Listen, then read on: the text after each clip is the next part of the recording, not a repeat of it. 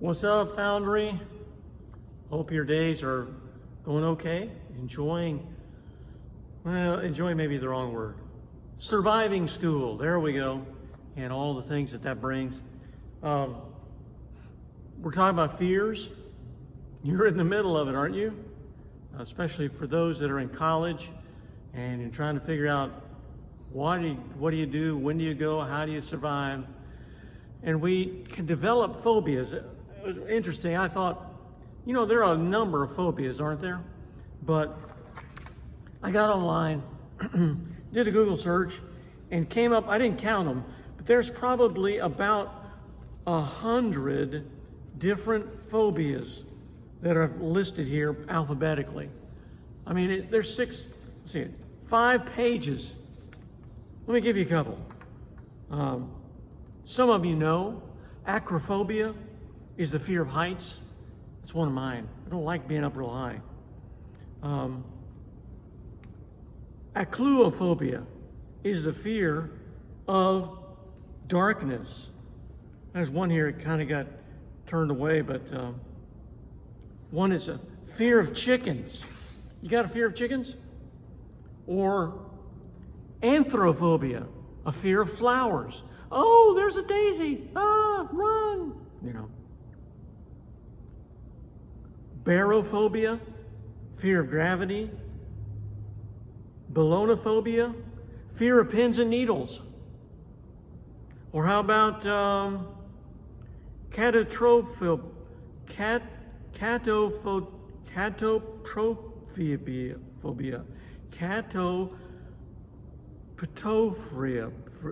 Phobia. Fear of mirrors. I can read that much anyway. Cyberphobia. Fear of computers. I bet you have that about times you have to do all that work. Glossophobia. Fear of speaking in public. Some of us have that. Latrophobia. Fear of doctors. Melonophobia, fear of the color black. So you never heard of these things, have you? But they're real. They're real. Somebody has them. How about podophobia? Here's a good one. Podophobia is the fear of feet. Man. Sociophobia, fear of social evaluation. And I'll do one more. I'll do 2 more. One, I read a book years and years ago in high school, and I learned the word xenophobia, fear of strangers or foreigners. Or zoophobia is the fear of animals. Now, like I said, I got a ton of these things. It's like, really? People have a fear of ferns? Yeah, that was one of them. A fear of ferns. Oh, those hanging baskets are scaring me. Somebody has it, and somebody has described it. And the truth is, we all deal with fear. We have our own phobias. We've been talking about it over the last few weeks, and we're going to continue to talk about them over the next couple more. But I like today's study because it talks about what do we do when we are overwhelmed. Listen to this verse in Psalm 55. This was David, all right? We're going to talk about David also when he met Goliath. That's a favorite story. That's a well-known story. We've learned a lot of things from it. Going to teach some more things tonight. But David was not always a he-man. He was not always someone who just said, I have no phobias. Listen to what he says in Psalm 55, verse 4 through 6. My heart is severely pained within me, and the terrors of death have fallen upon me. Fearfulness and trembling have come upon me, and horror has overwhelmed me. So I said, oh, that I had wings like a dove, I would fly away and be at rest. He said, man, I'd love somebody to get me out of this thing. Overwhelmed, horror, trembling, fearfulness, terrors, severely pained. Does that sound like a guy in trouble?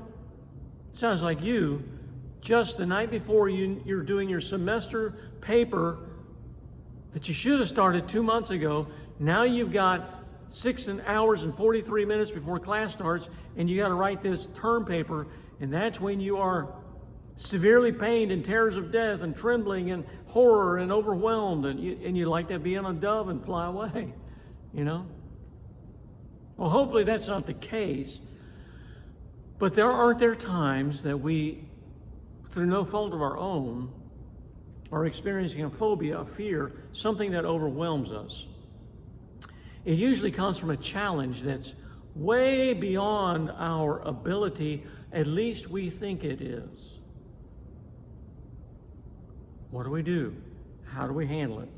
Well, let me read from 1 Samuel 17. David and Goliath. You know the story. Let's get some principles from the story. All right? Let me just read a little bit of it. And a champion went out from the camp of the Philistines. Now, a champion was someone who was going to fight on the behalf of others. Okay? Someone who would fight on the behalf of others. And there was a guy by the name of Goliath from Gath, whose height was 6 cubits in a span, about 9.5 feet tall. Had a bronze helmet on his head and armed with a coat of mail, and it goes on and on and on. Man, it talks about how awesome he looked and how big and how powerful, and the weapons were extraordinary. But in verse 32, after this description, and David gets on the scene, David said to Saul, "Let no man's heart fail because of him. Your servant will go out and fight this Philistine." Now, first principle is this. You need, when you're fearful, when you're experiencing that panic within you, you need to identify the fear and know what it is. Identify the fear and know what it is. That's why I think the writer of 1 Samuel took pains to describe exactly what Goliath looked like. He didn't just say he was a bad dude. He gave how high he was, how big his weapons were, how incredible his strength was, all those things.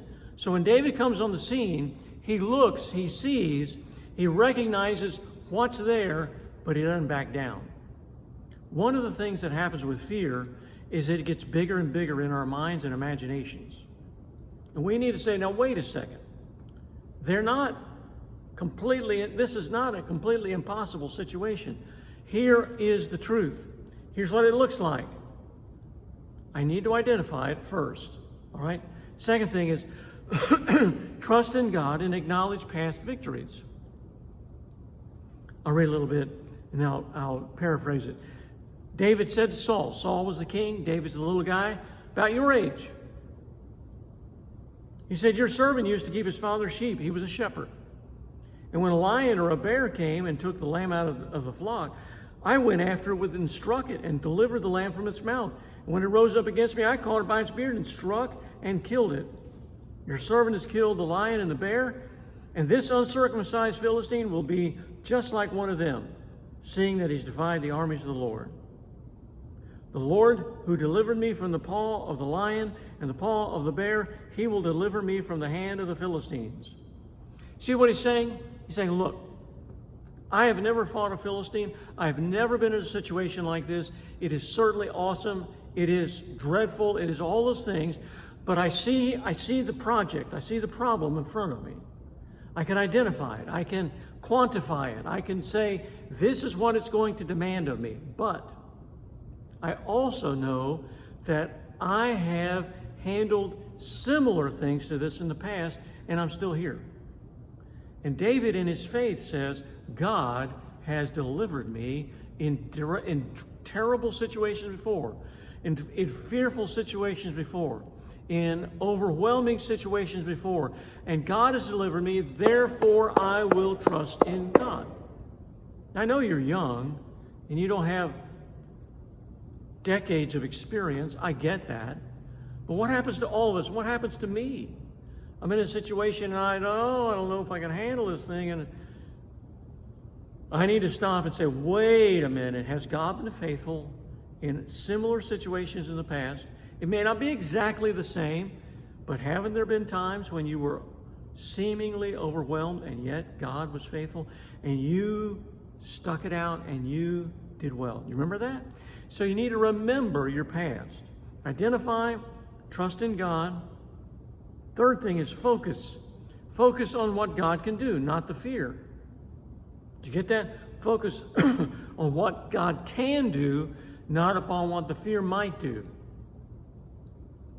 The Philistine, that's Goliath, said that David, come to me and I will give your flesh to the birds of the air and the beasts of the field. He said, I'm going to rip you from one end to the other. You will be dead. I'm going to get rid of you. Come on. But David said to the Philistine, you come to me with a sword and a spear and a javelin, but I come to you in the name of the Lord of hosts, the God of the armies of Israel, whom you defied, that this day the Lord will deliver you into my hand, and I will strike you and take your head from you. Focus upon what God can do, not upon the fear. Was this giant imposing? Yes. Was he fearful? Yes. Did he scare a lot of people? An entire army. But David chose not to focus upon the fear, but to focus upon what God could do. And he believed that God, by faith, was going to deliver him and defeat this giant. Listen, you need to focus not on your fear. It's a real thing, right? First one, acknowledge what it looks like. Quantify it. Identify it. Then, trust in God. Acknowledge that he's been with you in the past. Now you need to focus on God, not focus on your fear. Not stay there. Last thing is, confidently take opportunities to face your fear and watch God give you victory over them. Confidently take opportunities, not just one, but opportunities to face your fear. And then trust God. So it was, when the Philistine arose and came and drew near to meet David, that David hurried and ran toward the army to meet the Philistine. Then David put his hand in his bag and took out a stone. He slung it and struck the Philistine in his forehead, so that the stone sank in his forehead, and he fell on his face in the earth. And so David prevailed over the Philistine with a sling and a stone, and struck the Philistine and killed him. So David confidently went forward with what he had in his hands. The things that he was comfortable with, the things that had been with him in the past, a slingshot. It was one of these things where you did this and let it go. And he had that. He knew how to use it. And he said, I'm going to go in confidence. I will approach the problem. I know that it's a big deal, but I'm going to trust in God. And I will use what I know has helped me in the past. And then I'm going to trust God. Do you think that stone killed him? Well, yes and no. The stone killed him. But it was God's placement of that stone in the exact, precise spot that would take his life from him. You work, God works. God works, you work. You work, God works. God works, you work. You see how that works? But if you start to hide, and this phobia is so great, I just can't handle it, this fear of this fern is killing me. Face that fern. Face whatever it is. That foot, whatever is frightening you today, something may be very, very important. It may be talking to someone. It may be sharing the gospel with someone. It may be a test. It may be an audition. It may be any number of things. Don't let the fear cause you to fail. You try. If you fail, hey, great. You know what you've conquered? You've conquered your fear. And you'll try again. Opportunities, plural. You get out there. Let me go over again. Identify, acknowledge, or identify the fear. Know what it looks like. Quantify it. Secondly, trust in God. Acknowledge that he's been with you in the past. Third, focus on what God can do, not what the fear might do. And then confidently move forward and trust God. Those are 4 great principles. I hope that you'll apply them somewhere this week. They've been good for me, because I got phobias too. We all do. Let's not let them stymie us, put us in a place of retreat, and be refusing to trust God. All right? Well, next week we'll talk a little bit more about fear. I hope you have a great week. I hope you'll go out there and confidently move forward. See you, Foundry.